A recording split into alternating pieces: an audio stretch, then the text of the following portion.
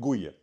In mijn laatste jaren bij Omroep Friesland heb ik een televisiedocumentaire maken oer en in Holwert. Er wienen 4 jongens, zei het is al de man dan maar, en die woonden en wollen van Holwert ons zeemaatje. Troch Holwert heen en varen kennen naar de Waadzee met de daarom keppel recreatieve en commerciële upgrading van het vertutte eerste Holwert. Dat kostte, toen hier ze berekenen 80 miljoen, intussen wel zo'n 100 miljoen. En ik moet eerlijk wezen, het ging erheen met de gedachte dat die bij fjouwen van die roppers of die fantasten, oh wonder. Ik krijg een hulbod onder de indruk van wat ze koenen en dienen. Ze zien de bevolking van Holwert zomaar achter haar staan.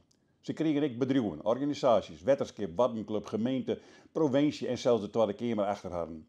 En dat kwam omdat ze nooit ophouden en allerlei creatieve dingen betochten om hokker minister of deputaire dan ik te benaderen.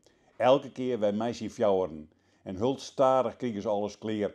Al wie er onderwijs wel een soort teleurstelling omdat zaken gewoon net koen. Maar uiteindelijk leidt plan kleer.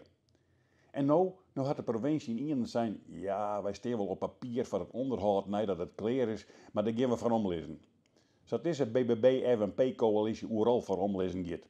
Wilst alle boeren en Friesen in omkrieten maatloos enthousiast zijn over de plannen en net wachten kennen dat het begint. Nou, een dag na de beskampselijke vertoning in de Friese steden, zei het Holwerter fjouwertal dat nou alweer aan de gang is, dat ze gewoon teruggaan. En het eerst zei van, we zullen alles een keer met de provincie bepraten. Nee, dan maar zonder de provincie. Niet voor het oren dat 10 miljoen die ze tas zijn hier voor de plannen, nou wel betel je wel. Hartstikke blij dat ze teruggaan, omdat dit nog een keer een project wie en is van de bevolking zelfs.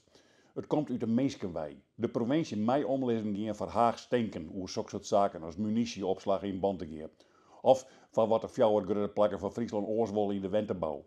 Maar omlezen van wat ze die fjouwer Holwerters oormaaien hebben, nee, dat mij nooit.